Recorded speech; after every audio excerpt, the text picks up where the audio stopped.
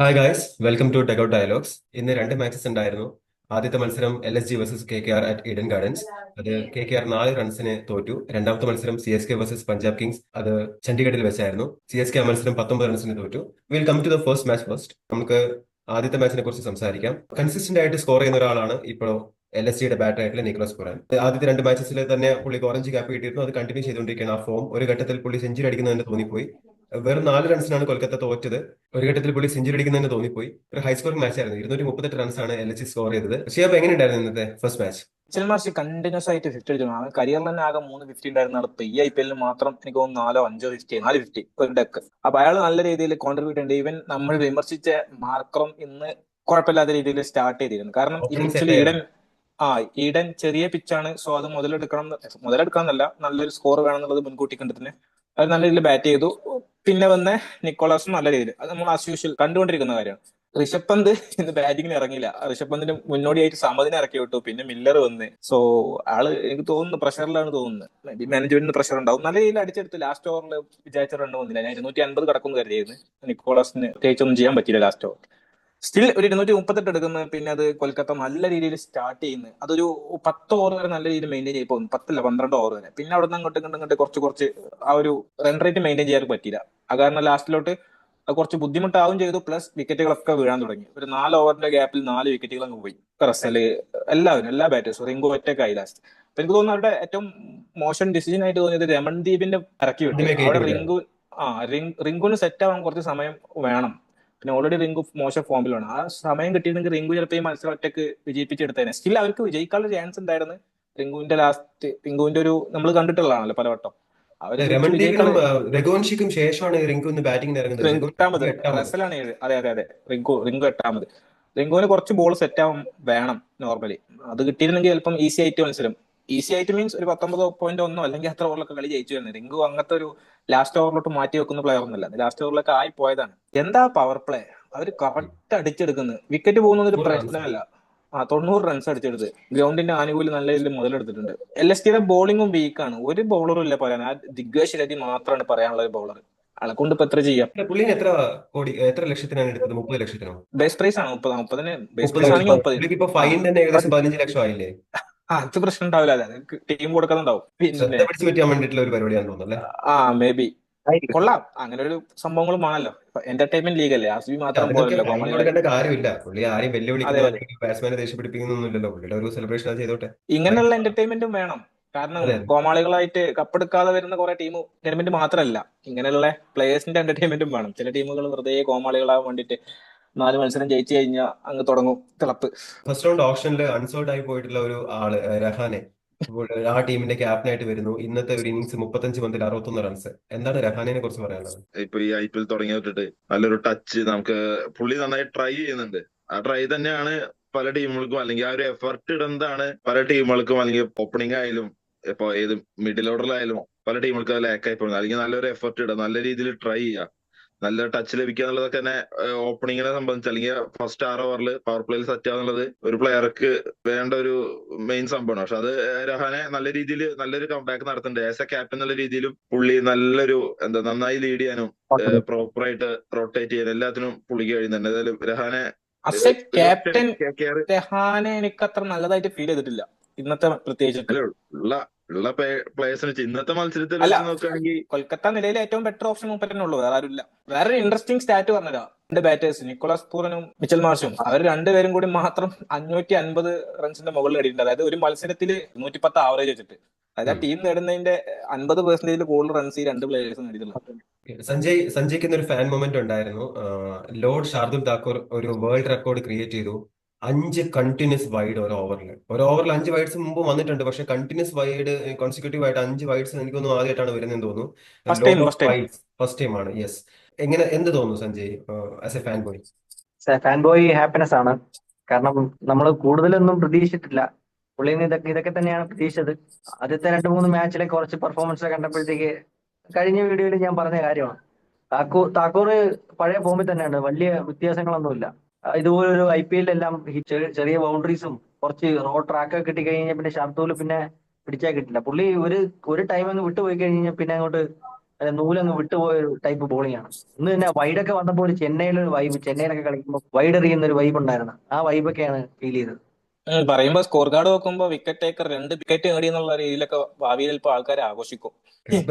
ക്രിക്ബസിലെ over നോക്കുന്ന സമയത്ത് slide ചെയ്യാൻ ഒരു ഫീച്ചർ ഉണ്ടെന്നുള്ളത് മനസ്സിലായത് ഇന്നാണ്. ഒരു ഓവറിൽ 11 ബോൾ എങ്ങാണ്ടും ചെയ്തു നോക്കുമ്പോൾ 10 ബോൾ മാത്രമേ കാണുന്നുള്ളൂ. അപ്പോഴാണ് അതിനകത്ത് അതെ, സ്ലൈഡ് പറ്റുന്ന ഒരു ഓപ്ഷൻ ഉണ്ടെന്ന് മനസ്സിലാവും. സ്ക്രീൻഷോട്ട് എടുക്കുന്നവർക്ക് അത് കിട്ടണം എന്നില്ല. അത് നല്ല 11 പന്താണ് ഏറ്റവും മോശം ഇതിന് മുന്നേ വന്നിട്ടുള്ളത്. ഐ മീൻ വൈഡർക്ക് ഏറ്റവും കൂടുതൽ പറഞ്ഞിട്ടുള്ള 11 പന്ത്, അതിനൊപ്പം എത്തിയതുകൊണ്ട് ഇയാള്. അവരുടെ കൊൽക്കത്തയ്ക്ക് പിഴച്ചത് എനിക്ക് തോന്നുന്നു റിങ്കു സിംഗിനെ നേരത്തെ കയറ്റി അതെ വിടാത്തതാണ്. അതെ. ഒരു 6ാമതെങ്കിലും പുള്ളിനെ വിടായിരുന്നു. ഇത് 8ാമത് വിട്ടിട്ട് ആ ടീം വിജയിക്കണം എന്ന് പറയുന്നതിൽ അർത്ഥമില്ല. ഇന്നത്തെ മത്സരത്തിൽ നേരത്തെ ഇറങ്ങേണ്ടിയിരുന്നു. രഹാനെ പോയ ഉടനെ ഇറങ്ങേണ്ടിയിരുന്നു. കാരണം അത്ര കുറച്ച് ഓവറുകൾ ബാക്കിയുള്ളൂ. അപ്പൊ ഇവനെ ലാസ്റ്റിലോട്ട് മാറ്റിക്കുന്നതിൽ അർത്ഥമില്ല.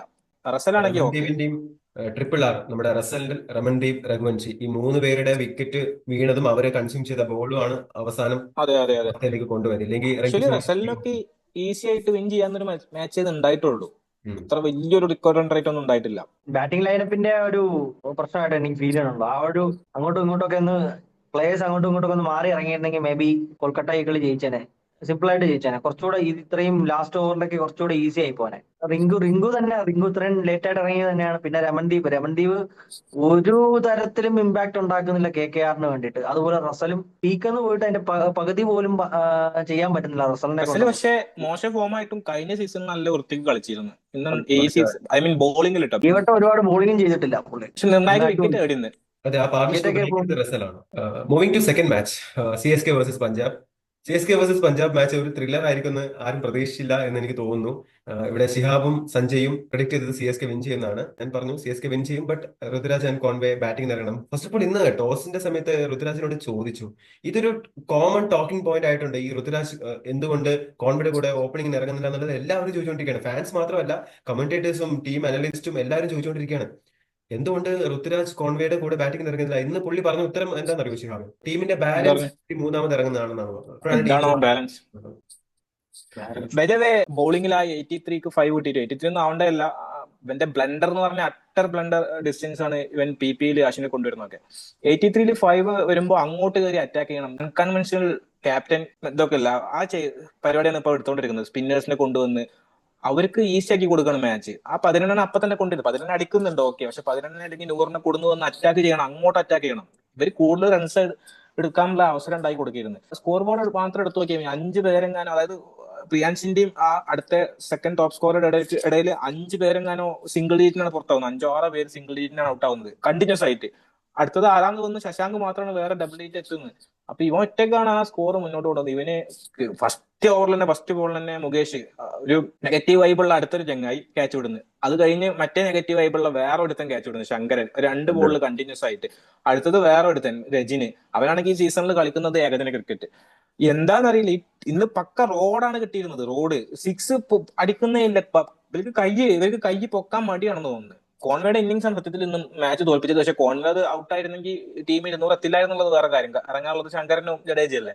പക്ഷെ ധോണി ലാസ്റ്റ് ശ്രമിച്ചത് എനിക്ക് ഇഷ്ടപ്പെട്ടു. അയാളെക്കൊണ്ട് കഴിയില്ലാന്നുള്ളത് എനിക്ക് ഉറപ്പായിരുന്നു. പക്ഷെ അയാളെ ശ്രമിച്ചത് എനിക്ക് ഇഷ്ടപ്പെട്ടു. കാരണം ആ ലാസ്റ്റ് ഓവറിൽ 28 ആണെങ്കിൽ പോലും എനിക്ക് വളരെ ചെറിയ പ്രതീക്ഷ എന്റെ ഇതിൽ കിട്ടില്ല എന്നുണ്ടായിരുന്നു. പക്ഷെ ആള് ശ്രമിച്ചു.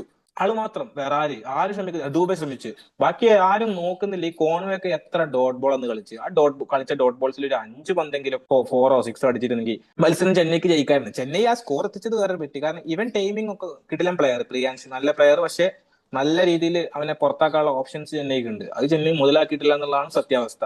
കാരണം ഈ ഡ്രോപ്പ് ചെയ്തത് ആദ്യത്തെ ബോള് മുതല് പുള്ളിക്ക് അനുകൂലമാക്കി കൊടുത്തു. അതെ, 10 ബോൾ മുതൽ അവനക്ക് ടച്ച് ആവാനുള്ള എല്ലാ സൗകര്യങ്ങളും ചെന്നൈ ഫീൽഡേഴ്സും ബാക്കി മുകേഷും ബോളറായിട്ടും ഒക്കെ ഉണ്ടാക്കി കൊടുക്കുകയാണ്. കാരണം മുകേഷ് ഒക്കെ എന്തിനെ ഷോർട്ട് ബോൾ കണ്ടിന്യൂസ് ആയിട്ട് ഇട്ടെടുക്കുന്നു. ഓഫ് സ്റ്റെമ്പിന് 4-5 സ്റ്റെമ്പും അപ്പുറത്തായിട്ടാണ് പന്ത് എറിഞ്ഞെടുക്കുന്നത്. അതും ഫീൽഡേഴ്സ് ഓഫ് കവറിൽ ആരെങ്കിലും ഫീൽഡർ ഉണ്ടെങ്കിൽ കുഴപ്പമില്ല. ആദ്യം മുതലേ പറയാണ്, ഒന്ന് ലൈൻ ഫ്രണ്ട് സ്റ്റെമ്പ് ലൈനിൽ എറിഞ്ഞിരുന്നെങ്കിൽ പോലും ഇത്രയും കൊച്ചിരി ഒന്ന് സ്ട്രഗിൾ ആയേനെ. ആദ്യമേ ആ സ്റ്റാർട്ടിങ്ങിന് ആ ഒരു ഇത് വന്നിരുന്നെങ്കിൽ ഒന്ന് സ്ട്രഗിൾ ആയേനെ. ഇത് ആദ്യത്തെ ബോൾ കഴിഞ്ഞിട്ടെങ്കിലും എടുക്കാൻ നോക്കണ്ടേ? അതുമില്ല. അല്ല, അത് ഫോമായി കഴിഞ്ഞു, പിന്നെ ഒന്നും പറഞ്ഞിട്ട് കാര്യമില്ല. പണ്ട് സായ് സുദർശൻ 2023 ഫൈനലിൽ അടിച്ച പോലെ ഒരു ഓർമ്മ വന്നു. 11 പ്രശ്നമില്ല എന്നുള്ളത് 11 പോയി. ക്ലീൻ ഹിറ്റിംഗ് ആയിരുന്നു. പ്രിയാൻഷുന്റെ ആ ഒരു സെഞ്ചുറിയിലേക്ക് എത്തിയെന്ന് പറഞ്ഞാൽ ശരിക്കും വീണ്ടും CSKക്ക് വരികയെന്നുണ്ടെങ്കിൽ ആ മിഡിൽ ഓവറിൽ കണ്ടിന്യൂസ് ആയിട്ട് സ്പിൻ വന്നപ്പോ സത്യം പറഞ്ഞ അങ്ങനെ മേലേക്ക് നോക്കിയിരിക്കാനേ നേരിട്ടായല്ലോ. സിക്സ് അങ്ങോട്ട് പോകണം ഇങ്ങോട്ട് പോകണം, പല രീതിയിൽ 360 ഡിഗ്രിയിൽ പല രീതിയിൽ പല ആംഗിളിൽ പല ഡിസ്റ്റൻസിലായിരുന്നു സിക്സ് പോയിരുന്നത്. അശ്വിനും പല പല രീതിയിൽ ഓരോ ബോൾ എറിഞ്ഞു കഴിഞ്ഞാൽ പിന്നെ ആകാശത്തോട്ട് ഇങ്ങനെ നോക്കിയാൽ മതി. അത് മാത്രമായിരുന്നു മിഡിൽ ഓവറിൽ കണ്ടുകൊണ്ടിരുന്നത്. പ്രോപ്പർ ആയിട്ടുള്ള ഇന്റന്റ് ആണ് ഓരോ ബാറ്റേഴ്സ് ആയാലും അവർക്ക് വന്ന് ഹിറ്റ് ചെയ്യുക 6 or 4. അതെ, ഇത് തന്നെയാണ് അവരുടെ ലക്ഷ്യം. പന്തുകൾ വേസ്റ്റ് ആക്കിയിട്ടില്ല. ഔട്ടായെങ്കിൽ പോലും അതിനുള്ള സിംഗിൾ ഹിറ്റിനാണ് അതിനുള്ള ഔട്ടായെങ്കിൽ പോലും. അവസരം ശശാങ്ക് പ്രിയാൻഷു പോയെങ്കിൽ ലാസ്റ്റിലോട്ട് കളി പെട്ടെന്ന് പിടിച്ചു ഔട്ടാക്കാൻ പുള്ളി. സമ്മതിച്ചില്ല. 180 220 വരെ എത്തിച്ചിട്ട് അത് ശശാങ്കും ഇവനും കൂടെ 180 അല്ല 160 60 റൺസ് അതിൽ കൂടുതൽ എക്സ്ട്രാ ചേർത്തിട്ടുണ്ട്. എത്ര റൺസ് എനിക്ക് ഓർമ്മയില്ല. 154 എങ്ങനെയാണ് ഇവൻ ഔട്ട് ആവുന്നത് ഈ പ്രിയാൻഷ്. അതുവരെ ഇവൻ മാത്രമേ കളിച്ചിട്ടുള്ളത്. 154 102 കളിച്ചിട്ടുള്ള ഇവൻ. ബട്ട് അവിടെ രണ്ടുപേരുടെ വിക്കറ്റ് പോയിരുന്നെങ്കിൽ മേ ബി 200 എത്തില്ലായിരുന്നു. ഷുവറായിട്ട് 200 ശശാങ്കും 150 പോലും ടച്ച് ചെയ്യില്ലായിരുന്നു. കാരണം ശശാങ്ക് പോയി കഴിഞ്ഞാൽ പിന്നെ ലാസ്റ്റ് ബാറ്റർ ആരാ? അതെ, ജാൻസൺ ബാറ്റർ അല്ലല്ലോ. എനിക്ക് തോന്നുന്നു ശശാങ്ക് കളിച്ചതുകൊണ്ടാണ് ജാൻസന്റെ ബാറ്റിൽ നിന്നും സ്കോറിംഗ് വന്നത്. ഈ സീസണിൽ ജാൻസൺ അങ്ങനെ ചെയ്തിട്ടില്ല ബാറ്റർ ആയിട്ട്. 3 റൺസിന് 5 വിക്കറ്റ് എടുത്തിട്ട് പിന്നെ അവർക്ക് ആകെ 1 വിക്കറ്റ് മാത്രമേ എടുക്കാൻ പറ്റുള്ളൂ. അതെ, പക്ഷേ ശശാങ്കോ യാൻസനോ ആരെങ്കിലും ഒരാൾ ഔട്ട് ആയിരുന്നെങ്കിൽ പിന്നെ ബാറ്റിംഗിന് വരുന്നത് ഹർഷ്ദീപ് സിംഗ് ആണ്. അവിടെ അതെ ഞാൻ പറഞ്ഞു. 20 റൺ കുറഞ്ഞു വന്നേനെ. ഒരു 2 വിക്കറ്റ് വിക്കറ്റ് എടുത്ത അത് കേറി കിട്ടാനിട്ടല്ലോ 5 സമയത്ത് ക്യാച്ചിന്റെ വിടുന്നത് CSK. എന്ത് ശോകമായിട്ടുള്ള ഒരു ഫീൽഡിംഗ് ആണ് ഈ ഒരു കാല് ശ്രദ്ധിച്ചോ. ഈ 8 ഓവറിൽ 83 5 പോയില്ലേ. എന്നിട്ട് 10ാമത്തെ ഓവറിലും 12ാമത്തെ ഓവറിലും 20 23 റൺസ് അടിച്ചെടുക്കുകയാണ്. ഒന്ന് ഡിഫെൻഡ് ചെയ്യണ്ട. CSK പോലെ ഒന്ന് പഠിക്കേണ്ടവര്. വിക്കറ്റ് പോയി കഴിഞ്ഞാൽ ബോളേഴ്സിനെ ബഹുമാനിക്കാനുള്ള ഒരു ഇതൊന്നും പഞ്ചാബിനില്ല. CSK കണ്ട് പഠിക്കേണ്ടതാണ് ആ കാര്യത്തിലൊക്കെ. അവര് കളി പഠിക്കേണ്ടതുണ്ട്. CSK വന്നപ്പോ തന്നെ CSK ഒക്കെ ഫെർഗൂസനൊക്കെ ആദ്യത്തെ ഓവർ തന്നെ വിക്കറ്റ് എടുത്ത് അങ്ങ് സേഫ് ആക്കാണ്. പുള്ളിയൊക്കെ ആദ്യത്തെ ഓവറിൽ അടി കിട്ടി കഴിഞ്ഞാൽ പിന്നെ കൺട്രോൾ പോകും. ഫെർഗൂസനൊക്കെ പിന്നെ കൺട്രോൾ പോകും. അത് ആദ്യമേ തന്നെ ഋതുരാജൊക്കെ ഒന്ന് തടവി എടുത്ത് ഒരു എണ്ണയൊക്കെ ഇട്ട് തടവി ബാറ്റിങ്ങിനെ ബോളിൽ ഇങ്ങനെ എണ്ണയൊക്കെ ഇട്ട് തടവി ഋതുരാജ് പവർ തടവല്. പ്ലേയില് ഓപ്പൺ ചെയ്ത് വന്നേ മതിയാകൂ. 18 20 പന്തുകൾ കളിച്ച് കുറച്ച് ബൗണ്ടറികൾ കണ്ടെത്തിയേ മതിയാകൂ. ഇവന്മാര് ജഡ്ജിനെ കൊണ്ട് കോൺവേയെ കൊണ്ടൊന്നും സാധിക്കൂല. ഇന്ന് എന്താ അവർ കാട്ടുന്നത്? 2 പ്ലേയേഴ്സ് ആയാലും പറയുമ്പോ കുറച്ച് റൺസ് സ്കോർ ചെയ്തെന്ന് പറയും. പ്രിയാൻഷിന് വേണ്ടിയിട്ട് ആരും കാര്യമായിട്ട് ഓപ്ഷനിൽ ഭയങ്കര ഡിമാൻഡുള്ള പ്ലെയർ ഒന്നും ആയിരുന്നില്ല. ഡൊമസ്റ്റിക്കിൽ ശ്രദ്ധിക്കപ്പെട്ട പ്ലെയർ ആയിരുന്നെങ്കിലും ഓപ്ഷനിൽ വരുമ്പോഴേക്കും അങ്ങനെ വളരെ കുറച്ച് ടീമുകൾ മാത്രമാണ് ബിഡ് ചെയ്യുന്ന കാര്യങ്ങളൊക്കെ. CSK ഒക്കെ സ്കൗട്ടിങ് ഇതിൽ ടീമിലുള്ള വിദ്യുത് രാമകൃഷ്ണൻ മറ്റേ അശ്വിന്റെ യൂട്യൂബ് ചാനൽ പറഞ്ഞിരുന്നു ഇവൻ എടുക്കണമെന്നുള്ളത്. പുള്ളി സെറ്റ് ചെയ്ത് കൊടുത്ത ഒരു ടോപ്പ് 5-6 പ്ലെയേഴ്സ് അല്ലെങ്കിൽ പാനൽ ലിസ്റ്റ് എഴുതി കൊടുത്ത ഒരു പ്ലെയേഴ്സിലെ ഒരു ടോപ്പ് പ്ലെയർ ആയിരുന്നു പ്രിയാൻഷു. അപ്പൊ അല്ല ആക്ച്വലി കിരണേ അത് അങ്ങനെ എടുത്തിട്ടും കാര്യമൊന്നുമില്ല. അവൻ ബെഞ്ചിൽ ഇരിക്കുള്ളൂ. കാരണം സീനിയർ പ്ലേയേഴ്സ് ഉണ്ടെങ്കിൽ ചെന്നൈ ടീമിൽ അവസരം അതാണ് ഫ്ലെമിംഗ് ആണെങ്കിൽ ഇന്നലെ പറയുകയും ചെയ്തു CSK ഒക്കെ ആവശ്യമുള്ളത് ഫ്ലെമിംഗ് പ്രിഫർ ചെയ്യുന്നത് എക്സ്പീരിയൻസ് ആണ്, യങ്സ്റ്റേഴ്സിന് അല്ല. പകരം കൂടുതൽ എക്സ്പീരിയൻസ് വെച്ചുകൊണ്ട് മുന്നോട്ട് പോകാനാണ് ഫ്ലെമിംഗ് ശ്രമിക്കുന്നത്. ഫ്ലെമിംഗ് ആ കാര്യത്തിൽ മനസ്സിലാക്കേണ്ടത് T20 ക്രിക്കറ്റ് ലാസ്റ്റ് 3-4 വർഷം കൊണ്ട് നല്ല രീതിയിൽ എന്ന് പറഞ്ഞാൽ വളരെ ഇതിൽ ഇവോൾവ് ആയിട്ടുണ്ട്. 2018 ചെന്നൈ ആയിരുന്നു ഈ കുഴപ്പമുണ്ടായില്ല. ഇത് ചെന്നൈ പിന്നോട്ട് പോയി കഴിഞ്ഞു. 2008 പിറകിലോട്ട് ചെന്നൈ പോയി എന്നുള്ളതാണ് സത്യാവസ്ഥ. കാരണം ഞാൻ 2 സ്റ്റാറ്റ് പറഞ്ഞുതരാം. ഒന്ന്, ചെന്നൈ 2018 ലാസ്റ്റ് ചേസ് ചെയ്യുന്നത് 180+. ഈ 180+ ചേസ് ചെയ്ത് ചെന്നൈ 9 വട്ടം ചേസ് ചെയ്തത് 2018 അല്ലെങ്കിൽ അതിന് മുന്നോടിയായിട്ടാണ്. അതിനുശേഷം ചെന്നൈ 180+ ചേസ് ചെയ്യാൻ അവസരം കിട്ടിയത് 11 തവണ. 2008 18 മുതൽ ഇങ്ങോട്ട് 7 സീസണുകൾ. ഈ 7 സീസണിൽ 11 തവണ ഫെയിൽ ആവുകയാണ്. അതിന് മുന്നേ 9 തവണ, അതായത് ഇവോൾവ് ആവുന്നതിന് മുമ്പേ 9 തവണ 180+ ചേസ് ചെയ്തൊരു ടീം ഇവോൾവ് ആയതിനു ശേഷം 200 220 പോലും ഒരു പ്രശ്നം അല്ലെങ്കിൽ ആളുകൾക്ക് ഒരു ഇത് ചേസ് ചെയ്യുന്ന ഒരു അത്ഭുതമല്ല എന്നുള്ള ഒരു കാലത്ത് ഒറ്റ തവണ 180 പോലും ചേസ് ചെയ്യുന്നില്ല. 180 ഒക്കെ നോർമൽ എന്ന് പറഞ്ഞാൽ വെറും നോർമലായ ഒരു കാലമാണ്. അതിന്റെ പുറമെ ഋതുരാജിന്റെ ഒരു കാര്യം, ഋതുരാജ് ചെന്നൈയുടെ ഏറ്റവും ഇമ്പോർട്ടന്റ് ആയിട്ടുള്ള ബാറ്റർ. അതൊക്കെ ഓക്കെ. ഈ ഋതുരാജ് ഗെയ്ക്വാഡ് എന്നുള്ള ബാറ്റർ 180+ ചേസിൽ 10 തവണ ചെന്നൈക്ക് വേണ്ടി ബാറ്റ് ചെയ്യുന്നത്. ആകെ നേടുന്നത് 101 റൺസ്. 67 റൺസ് രാജസ്ഥാനെതിരെ നേടിയത് മാത്രമാണ് പറയാനുള്ളത്. 8 തവണ സിംഗിൾ ഹിറ്റ്, 4 തവണ ഡെക്ക്, 3 തവണ 1 എന്നുള്ള സ്കോറാണ്. എന്താ 10 ഇന്നിങ്സിൽ 1 1 0 0 1 1 ലാസ്റ്റിൽ 63. സ്ട്രൈക്ക് റേറ്റ് വരുന്നത് 108. ഒരു 180+ നേടുന്ന സ്ട്രൈക്ക് റേറ്റ് മോശം. കാരണം കളിക്കുന്നില്ലല്ലോ. സ്ട്രൈക്ക് റേറ്റ് ഉണ്ടാവുള്ളൂ. ആവറേജ് 10. ഒരു മെയിൻ ബാറ്ററിന്റെ അവസ്ഥ. കണ്ടെത്തുന്ന പ്ലേയേഴ്സിന് ടാലന്റ് വേണ്ട. അജിങ്ക്യ രഹാനെ കണ്ടെത്തിയതൊക്കെ ഓക്കെ. ആള് ഈ ഞാൻ പറഞ്ഞ ധോണി ജനറേഷനിലെ ഏറ്റവും മികച്ച ടാലന്റഡ് ബാറ്റേഴ്സിൽ ഒരാളാണ്. അങ്ങനത്തെ പ്ലേയേഴ്സ് പോലും ഇല്ലല്ലോ. ശങ്കർ ആയാലും കൂടായാലും ഈവൻ ത്രിപാഠി ആയാലും പോലും അത്രയും ടാലന്റഡ് ഒന്നല്ല. ടാലന്റഡ് എന്ന് പറയാനായിട്ട് കരുൺ നായർ ഉണ്ടായിരുന്നു, മനീഷ് പാണ്ഡെയൊക്കെ നമ്മൾ കളിയാക്കുമെങ്കിൽ പോലും ഈവൻ ഈ ഹൂഡയെക്കാട്ടിലും ബെറ്റർ ആണ് മനീഷ് പാണ്ഡെ തോന്നിയിട്ടുണ്ട്. അതെ. ഹൂഡൊന്നും വേസ്റ്റ് ആണ് ആക്ച്വലി. ഞാൻ ആളെ കളിയാക്കുന്നതല്ല. ആക്ച്വലി ആൾ ആസ് എ പ്ലെയർ ഇപ്പൊ വെറും വേസ്റ്റ് ആണ് ടീമിനെ സംബന്ധിച്ചിട്ട്. ഇന്ന് ചെന്നൈ നല്ല രീതിയിൽ ബൗളിംഗ് ആയാലും ഫീൽഡിംഗ് ആയാലും ബാറ്റിംഗ് ആയാലും നല്ല രീതിയിൽ മോശം കളിയാണ് കളിച്ചിട്ടുള്ളത്. പഞ്ചാബ് ബൗണ്ടറി എത്ര എണ്ണം തടഞ്ഞു. കുറച്ച് ഈവൻ ലാസ്റ്റ് ജഡേജ അടിച്ച 6 പോലും മാക്സ്വെല് വന്ന് തടയുന്നത് കാണണം. എന്താ എഫേർട്ട്. അതല്ലേ ചെന്നൈയുടെ പ്ലേയേഴ്സ് ആറ്റിറ്റ്യൂഡ് അല്ല, ആ പ്ലേയേഴ്സിന്റെ ആറ്റിറ്റ്യൂഡ് ഒന്നും ശരിയല്ല. ചെന്നൈയുടെ എല്ലാരും ഒരു സി എസ് കെ സിമ്പിൾ ആണ്. എങ്ങനെ ടീമിന്റെ ലോങ് ഓണിൽ നിൽക്കുന്ന പ്ലെയറും ഒക്കെ പണ്ട് ഫാഫും മക്കലിലൊക്കെ ഭരിച്ചിരുന്നത് മുകേഷ് മുരളി 2 തവണ വിജയ്, ക്യാച്ച് ഇട്ട് തോന്നുന്നു കണ്ടിന്യൂസ് ആയിട്ട്. വിജയൊക്കെയാണ് ബൗണ്ടറി ആ അതെ നിന്നിട്ടുണ്ടായിരുന്നത്. അതെ. CSKയുടെ ക്യാപ്റ്റൻ തന്നെ കോൺഫിഡൻസ് വേണം. ആ ക്യാപ്റ്റനിലൂടെയാണ് ആൾക്കാര് കാണുന്നതും കാര്യങ്ങളൊക്കെ. അപ്പോ പണ്ട് ധോണി ഉണ്ടായിരുന്നപ്പോ മാരെയല്ല, അല്ലെങ്കിൽ ഋതുരാജ് 1-2 കളി തോൽക്കുമ്പോ അല്ലെങ്കിൽ പക്ക തീരെ ഇൻകോൺഫിഡന്റ് ആയിട്ടാണ് പുള്ളി ബിഹേവ് ചെയ്യുന്നത് പോലും. അല്ലെങ്കിൽ പുള്ളി ഈ ബാലൻസിങ്ങിന് വേണ്ടിയിട്ട് തേർഡ് ഇറങ്ങാന്നൊക്കെ പറയുന്നത് തന്നെ അബദ്ധമാണ്. പുള്ളിക്ക് തന്നെ അറിയാം പുള്ളിയും കോണും എങ്ങനെയാണ് കഴിഞ്ഞ വർഷങ്ങളിൽ ടീമിനെ ഓപ്പണിംഗ് അല്ലെങ്കിൽ ടീമിന്റെ ഓപ്പണിംഗ് എത്രത്തോളം സേഫ് ആക്കിയിരുന്നത്. പുള്ളി അത് മനസ്സിലാക്കിയെന്നുണ്ടെങ്കിൽ ഫസ്റ്റ് ഓപ്പണിംഗ് എങ്ങനെ സേഫ് ആക്കാന്നാണ് ആദ്യം ആലോചിക്കുക. അത് ഋതുരാജ് കഴിഞ്ഞിട്ടാണ് മാത്രമല്ല, ബാക്കി. ബാറ്റിംഗ് മാത്രമല്ല, ഇന്നത്തെ ഫീൽഡിംഗ് നോക്കൂ. ഇന്നത്തെ ഫീൽഡിംഗിൽ രണ്ട് ലെഫ്റ്റ് ഹാൻഡേഴ്സ് നിൽക്കുന്ന സമയത്ത് ബോളിംഗിൽ കൊണ്ടുവരുന്ന ജഡേജനാണ്. ജഡേജ ജഡേജ അത്യാവശ്യം ബോൾ, ജഡേജാണ് അറ്റ്ലീസ്റ്റ് എങ്കിലും നന്നായിട്ട് റൺസ് ബോൾ. പോയില്ല, പക്ഷെ റൺസ് അട്ടർ പോയില്ല. ഫൂളിഷ് ഡിസിഷൻ ചെയ്യുന്നുട്ടോ. അത് എന്തോ ഭാഗ്യത്തിന് അടി കിട്ടിയില്ലെന്ന് മാത്രം. ആ അശ്വിന് അശ്വിനെ കണ്ടിന്യൂസ് ആയിട്ട് പാവം അടി കൊള്ളാനായിട്ട് ഇട്ട് കൊടുക്കുന്നു പവർ പ്ലേയില്. യാതൊരു പ്ലാനിങ്ങും ഇല്ല, ശരിക്കും ഫീൽഡ് പ്ലേസ്മെന്റും ഇല്ല. അതെ, വല്ലാത്തൊരു വൈബാണ് കേട്ടാ CSKയുടെ ക്യാപ്റ്റന്റെ. നിർഗുണ അതെ. വൈബ്, ഞാൻ അതെ നിർഗുണ വൈബ്. എന്റെ ഒരു സജഷൻ വേണമെങ്കിൽ ഞാൻ പറയാം. ആളെ പറഞ്ഞ് നല്ല രീതിയിൽ പറഞ്ഞ് മനസ്സിലാക്കുക. നിങ്ങൾ ബാറ്റർ ആയിട്ട് നല്ല രീതിയിൽ വരണം. ഓപ്പണറാക്കി മാറ്റിയ CSK മാനേജ്മെന്റ് പ്ലസ് ആളെ ക്യാപ്റ്റൻസിന്ന് മാറ്റിയിട്ട് ധോണി നയിക്കട്ടെ ഈ സീസണിൽ. റിസൾട്ട് എന്താ വാട്ടെവർ റിസൾട്ട് പ്രശ്നമല്ല. ധോണി നയിക്കട്ടെ. ധോണി നയിച്ചിട്ട് കിട്ടുന്നതോ പ്ലേ ഓഫ് എന്നല്ല, കളി കാണാനൊരു ഇതുണ്ടാവും. പിന്നെ അടുത്ത സീസൺ ആകുമ്പോഴത്തേന് വേറൊരു പ്ലെയറെ കണ്ടെത്തുക എന്നുള്ളതാണ് ഏറ്റവും ബെസ്റ്റ്. പക്ഷെ അത് കണ്ടെത്തിയ കുറച്ച് പ്രയാസമായിരിക്കും മനസ്സിലാക്കുന്നത്. പക്ഷെ ഋതുരാജിനെ കൊണ്ടൊന്നും CSK നയിക്കൽ നടക്കൂല. ഉറപ്പ് 100% ഷുവറുള്ള കാര്യം. ഏതോ ഒരു എക്സ്പെർട്ട്, ഒരു ക്രിക്കറ്റ് പ്ലെയർ പറയുന്നുണ്ടായിരുന്നു, മുംബൈ ചെന്നൈ പോലത്തെ ടീമിനൊക്കെ ആ രോഹിത് ശർമ്മ ധോണി ഇവര് ലീഡ് ചെയ്തില്ലെങ്കിൽ ആ ടീം നമ്മുടെ ആ ലെഗസി കീപ്പ് ചെയ്യാൻ പറ്റില്ല എന്ന് പറഞ്ഞിട്ട് അവരെ കൊണ്ടേ പറ്റുള്ളൂ. അവരുള്ളിടത്തോളം കാലം അവർ തന്നെ ചെയ്യുന്നതാണ് നല്ലത്. ഒരു പ്ലെയർ ആയിട്ട് കളിക്കുന്നതിനെക്കാട്ടിലും അവർ തന്നെ ടീം ലീഡ് ചെയ്യണം. രണ്ടുപേര്, രോഹിത് പക്ഷെ ശർമ്മയുടെ സഞ്ജയ്, കാര്യമായാലും. ഒരു വ്യത്യാസം ഞാൻ പറഞ്ഞുതരാം. ഹാർദിക് പാണ്ഡ്യ നന്നായിട്ട് ക്യാപ്റ്റൻസി കൊണ്ട് നടക്കുന്നില്ലെന്ന് വിചാരിച്ചു. അവിടെ സൂര്യകുമാർ നല്ലൊരു ഓപ്ഷൻ ഉണ്ട്. സൂര്യകുമാറും ഫെയിൽ ആവണമെന്ന് വിചാരിച്ചു. ബുംറ എന്നൊരു ഓപ്ഷൻ ഉണ്ട്. CSKക്ക് ഇപ്പൊ ഷിഹാബ് പറഞ്ഞ പോലെ ഋതുരാജ് ഫെയിൽ ആയാൽ ആരെ ക്യാപ്റ്റൻസി ഏൽപ്പിക്കണം? രജനിയും അത് കോഹ്ലിയെ ആരില്ല, ഏൽപ്പിക്കാൻ പറ്റില്ല. പിന്നെ ആരെ ഏൽപ്പിക്കണം? ജഡേജനെ അശ്വിൻ ഏൽപ്പിച്ചിട്ട് നമ്മൾ മാത്രമേ ഉള്ളൂ, കണ്ടതാണ് എന്താ അശ്വിൻ സംഭവിക്കുന്നത്. മാത്രമേ ഉള്ളൂ, അശ്വിൻ മാത്രമല്ല, പക്ഷെ അശ്വിൻ അശ്വിന്റെ മാത്രമേ ഏജ് ഉള്ളൂ. വലിയൊരു ഫാക്ടറാണ്.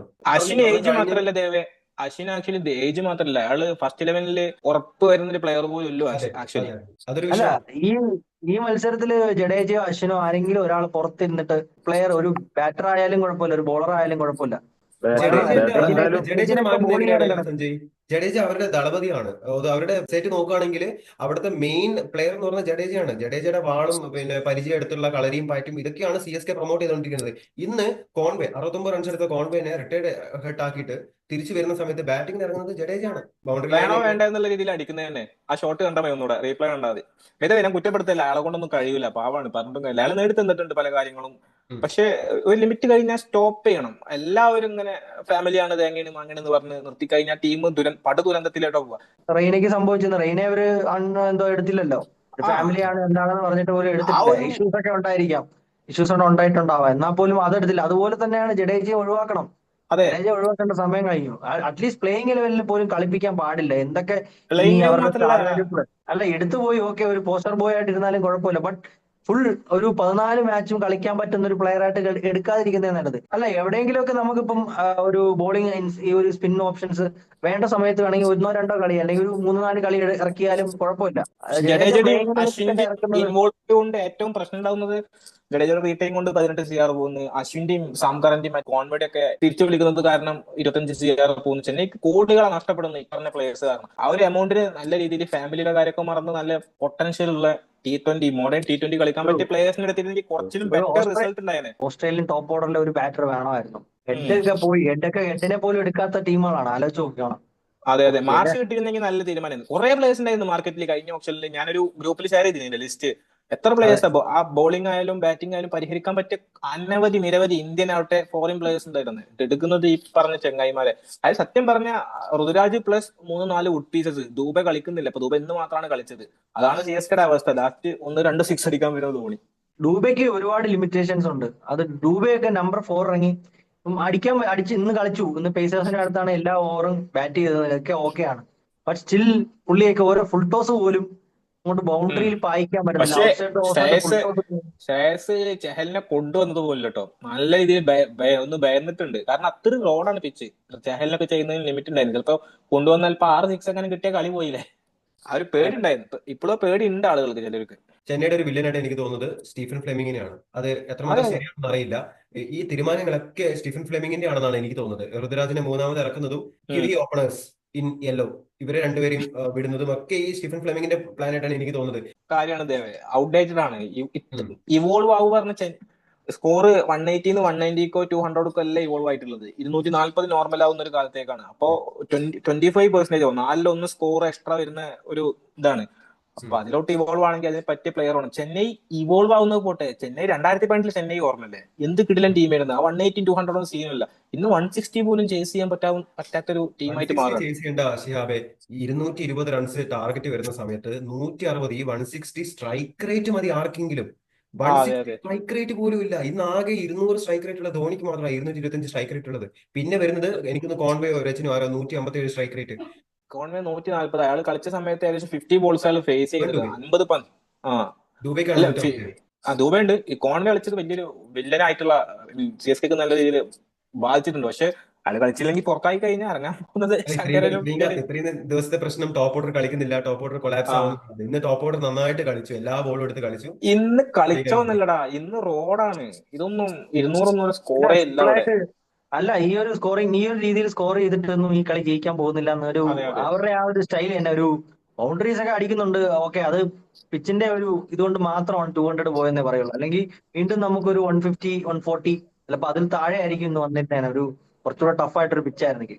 ഋതുരാജ് പറഞ്ഞ പോലെ 180 കേസുകളിലൊക്കെ പരാജയം. ചെന്നൈ ലാസ്റ്റ് 11 അല്ലെങ്കിൽ 12 മത്സരങ്ങൾ പരാജയപ്പെടുമ്പോൾ ഋതുരാജ് വില്ലനായിട്ട് മാറിക്കൊണ്ടിരിക്കുകയാണ് കണ്ടിന്യൂസ് ആയിട്ട്. 10 കളികൾ കിട്ടിയിട്ട് ഒന്നിൽ പോലും സ്റ്റെപ്പ് ചെയ്യാൻ പറ്റുന്നില്ല.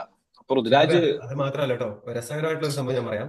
150 റൺസ് എന്നുള്ള ഒരു മാർക്ക് ഇതുവരെ ഈ സീസണിൽ ചെന്നൈ ടച്ച് ചെയ്തിട്ടുണ്ടായിരുന്നില്ല ഈ മാച്ച് വരെ. ഓക്കെ, അതെ അത് മാത്രമല്ല 24 പവർ പ്ലേ ഓവേഴ്സിൽ കഴിഞ്ഞ ഇത് 5ാമത്തെ മത്സരമാണല്ലോ. കഴിഞ്ഞ 4 മത്സരങ്ങളിലെ ഒരു മാച്ചിൽ 6 പവർ പ്ലേ ഓവേഴ്സ് ആണ്. 24 പവർ പ്ലേ ഓവേഴ്സിൽ ചെന്നൈ ടീം മൊത്തം അടിച്ചിരിക്കുന്നത് 3 സിക്സ് ആണ്. 24 പവർ പ്ലേ ഓവേഴ്സിൽ കഴിഞ്ഞ 4 മത്സരത്തിൽ. ഇന്ന് വെറും 8 ബോളിലാണ് പ്രിയാൻഷ് ആര്യ മൂന്നാമത്തെ സിക്സ് അടിക്കുന്നത്, എട്ടാമത്തെ അതെ അതെ അതെ. മൂന്നാമത്തെ സിക്സ് അടിക്കുന്നത്. എന്നിട്ട് പോലും 16 സിക്സ് അടിച്ച പഞ്ചാബിനെതിരെ പവർ പ്ലേയിൽ ഒരു സിക്സ് പോലും ചെന്നൈ അടിക്കുന്നില്ല. ചെന്നൈ ഇന്ന് ആദ്യത്തെ സിക്സ് അടിച്ച എത്രാമത്തെ പന്തിലാണെന്നറിയോ? 59ാമത്തെ പന്തിൽ തോറ്റ് സിക്സ് അടിക്കുന്നത്. അതിന്റെ മെയിൻ റീസൺ സിക്സ് അടിക്കുന്നത് പോട്ടെ, സിക്സ് അടിക്കാനുള്ള ഒരു ശ്രമം ഒരു പന്തിൽ പോലും പവർ പ്ലേ നടത്തിയിട്ടില്ല എന്നുള്ള. ഒക്കെ ഗ്രൗണ്ടർ അത് ആയിട്ട് മാത്രമല്ല, സ്കോർ നോക്കിയില്ലേ? എനിക്ക് സഞ്ജയ് പറഞ്ഞൊരു കാര്യമാണ്. സ്കോറിംഗ് 4 അടിക്കാൻ നോക്കുമ്പോൾ ഫസ്റ്റ് സർക്കിൾ ക്ലിയർ ചെയ്യുന്നുണ്ട്, എല്ലാ ബാറ്റേഴ്സും ക്ലിയർ ചെയ്യുന്നുണ്ട്. പക്ഷെ ടൈമിംഗ് ഫുൾ തെറ്റാണ്. അവിടെ അതെ എത്തുമ്പോഴേക്കും അതെ. 3 ഫീൽഡറാണ് ബോൾ എടുക്കാൻ വരുമ്പോൾ അത്രയും ടൈം വരുന്നുണ്ട്. ഒരു മിഡ് വിക്കറ്റിൽ നിന്ന് ഒരു പ്ലെയർ ഓടി വരുന്നു, പിന്നെ ഡീപ് ഫൈനിലേക്ക് നിന്ന് ഒരു പ്ലെയർ ഓടി വരുന്നു, ലോങ് ഓൺ ഒരു പ്ലെയർ ഓടി വരുന്നു, അല്ലെങ്കിൽ ലോങ് ഓഫ് ഒരു പ്ലെയർ ഓടി വരുന്നു. 3 പേരും കൂടിയാണ് ബോൾ കളക്ട് ചെയ്യുന്നത്. അത്രയും സമയമുണ്ട് അവർക്ക് ബോൾ കളക്ട് ചെയ്യാൻ വേണ്ടി. കാരണം ടൈമിംഗ് തെറ്റിക്കഴിഞ്ഞാൽ പന്ത് പോവില്ല. ടൈമിംഗ് കറക്റ്റ് ഉണ്ടെങ്കിലേ പന്ത് മൂവ് ചെയ്യുള്ളൂ. ഇപ്പൊ നമുക്കറിയാം, അയ്യര് ദുബൈനെ മേടിച്ച അയ്യര് ചാഹലിനെ വെരി ലാസ്റ്റ് അത് ഒരിക്കലും എക്സ്പെക്ട് ചെയ്തില്ല. പുള്ളി ഫസ്റ്റ് ഓവർ ചെയ്യാൻ വരുന്നത് ലാസ്റ്റ് 18ാമത്തെ ഓവറിലാണ്. അപ്പൊ ആ ഒരു സെൻസ് പോലും ഗൈക്വാഡിന്, അല്ലെങ്കിൽ എന്തുകൊണ്ട് ചഹലിനെ ഇറക്കിയില്ല, അല്ലെങ്കിൽ ആ ഒരു ചിന്ത, ഒരു ചിന്തയെങ്കിലും ഒരു 14 ലാസ്റ്റ് ടീം വെക്കേണ്ട ഒരു ആവശ്യമില്ല. അത്രയും ഓവേഴ്സ് മിഡിൽ ഓവേഴ്സിൽ 14, അല്ലെങ്കിൽ ക്യാപ്റ്റൻസിയെ കുറിച്ച് 14 അടി പറയാതിരിക്കണം. കൊണ്ടെന്നുള്ളത് ശരിയാണ്. പക്ഷെ 18 8 ഓവറിൽ 83 5 ഉടനെ കൊണ്ടുവരേണ്ടതെന്ന് അതൊന്നും 83 റണ്ണുള്ള സമയത്ത് എത്രയും പെട്ടെന്ന് ചുരുട്ടി കെട്ടി ഔട്ടാക്കുക എന്നുള്ളതാണ്. ഒരു കുറഞ്ഞത് 150 താഴ്ത്തുക. ആ സമയത്ത് ഇങ്ങനെ തുടർച്ചയായിട്ട് യോർക്കറും പല വേരിയൻസിന്റെ ബോളും സ്ലോ ബോളൊക്കെ വന്നു കഴിഞ്ഞാൽ ചിലപ്പോ ഒന്നെങ്കിൽ റൺ റേറ്റ് വ്യത്യാസം ഉറപ്പായിട്ടുണ്ടാവുമായിരുന്നു. അവർക്ക് 4 ഓവറാണ് ഇഷ്യൂ ആയത്. അപ്പൊ 2 മാസത്തിനുള്ളിൽ 44 വയസ്സാകുമ്പോ വന്ന, അല്ലെങ്കിൽ നിലവിലെ IPL കളിക്കുന്ന ഏറ്റവും കൂടുതൽ ഏജ് ആയിട്ടുള്ള പ്ലെയർ മറ്റുള്ള പല പ്രമുഖരേക്കാളും, അതായത് ഹെഡ്, ഹർദിക്, രോഹിത് കോഹ്ലി, അയ്യർ, ഗില്ല്, സാംസൺ, റിങ്കു, അങ്ങനെ പേര് കേട്ട പല വമ്പന്മാരെക്കാൾ ഏറ്റവും കൂടുതൽ സിക്സ് അടിച്ചിട്ടുണ്ട്. വളരെ ഇൻട്രസ്റ്റിംഗ് ആയിട്ടുള്ള ആ പന്തില്ലേ, നല്ല പന്തേന്ന്. അത് സിക്സ് ആക്കായിരുന്നു. അത് സിക്സ് ആക്കിയിട്ട് പ്ലസ് അതിന്റെ മുന്നത്തെ ഓവറിൽ ഒരു ബോള് നോ ബോൾ, അല്ലെങ്കിൽ ആ ഒരു എക്സ്ട്രാ മിസ്സായ പന്തിൽ സിക്സ് ആയിരുന്നെങ്കിൽ 16 അല്ലെങ്കിൽ 20 ആയിരുന്നു മാറിയത്. കുറച്ചുകൂടി ഞാൻ വിചാരിച്ചു കുറച്ചുകൂടി പന്ത് ഉയർന്നു പോകുന്നതാണ്. കാരണം എന്തായാലും ചഹൽ അവിടെ ചഹലാണ് നിൽക്കുന്നത്. എന്തായാലും മാസ് ഫീൽഡിംഗ് ഒന്നും പ്രതീക്ഷിക്കേണ്ട ആവശ്യമില്ല. ബൗണ്ടറി ആയിരുന്നെങ്കിൽ പറക്കാനും തിരിയാനും ഇതൊന്നും പറ്റില്ല, എന്തായാലും പറ്റില്ല. കുറച്ചുകൂടി ഒന്ന് ഉയർന്നെങ്കിൽ ഒരു ബൗണ്ടറി എങ്കിലും മിനിമം അവിടെ വന്നായിരുന്നു. പക്ഷെ അത് നിർഭാഗ്യങ്ങളാണ് മൊത്തം. അത് കാരണം പിന്നെ കൂടുതലൊന്നും പറയാനില്ല. നാളത്തെ മത്സരം IPL 2022 ഫൈനലിസ്റ്റുകൾ തമ്മിലാണ്. ഗുജറാത്ത് ടൈറ്റൻസും രാജസ്ഥാൻ റോയൽസും തമ്മിലാണ്. അഹമ്മദാബാദിലാണ് മത്സരം. സഞ്ജു ക്യാപ്റ്റനായിട്ട് രാജസ്ഥാൻ റോയൽസിന്റെ ടീമിലേക്ക് തിരിച്ചു വന്നിരിക്കുകയാണ്. മറുഭാഗത്ത് ഗില്ലിന്റെ ഗുജറാത്ത് ടൈറ്റൻസും. എന്ത് തോന്നുന്നു? നാളെ ആര് ജയിക്കും? പ്രഡിക്ഷൻസ് പറയാം. സഞ്ജയ്. നാളെ RR ജയിക്കും. RR ജയിക്കും. അവരുടെ ബാറ്റിംഗ് കുറച്ച് കുഴപ്പമില്ല. നല്ല ടാലന്റഡ് പ്ലേയേഴ്സ് ഒക്കെ ഉണ്ട്. അവർ കുറച്ച് ഫോമിലാണ്. രാജസ്ഥാൻ 7ാമതാണ്, ഗുജറാത്ത് 2ാമതാണ്. പറഞ്ഞില്ല എന്ന് പറയാം. RRന്റെ കൂടെ ഉറപ്പാണോ? ഇല്ല RRന്റെ കൂടെ. ഓക്കെ, കിരൺ, നാളെ ആര് വിജയിക്കും? ഗില്ലിനോട് ചെറിയൊരു ചായ്വുണ്ട് പണ്ട് തൊട്ടേ. അതായത് അണ്ടർ 18 കളിച്ചു തുടങ്ങിയ തൊട്ടിട്ട് വർഷങ്ങളായി ഗില്ലിനോട് ചായ്വുണ്ട്. അതുകൊണ്ട് ഞാൻ ഗുജറാത്തിന്റെ ഒപ്പം പോകുന്നു. ഗുജറാത്തിന്റെ ഒരു ഓൾറൗണ്ട് സ്കില്ലും കാര്യങ്ങളും പല പ്രമുഖരും ഉണ്ട്. ജസ്റ്റ് ഒന്ന് ടച്ച് ആയാൽ മതി, ജസ്റ്റ് ഒരു സ്പാർക്ക് കിട്ടിയാൽ മതി. ആ സ്പാർക്ക് നാളെ ഉണ്ടാവും വിചാരിക്കുന്നു. അതുകൊണ്ട് ഗുജറാത്തിന്റെ ഒപ്പം പോകുന്നു.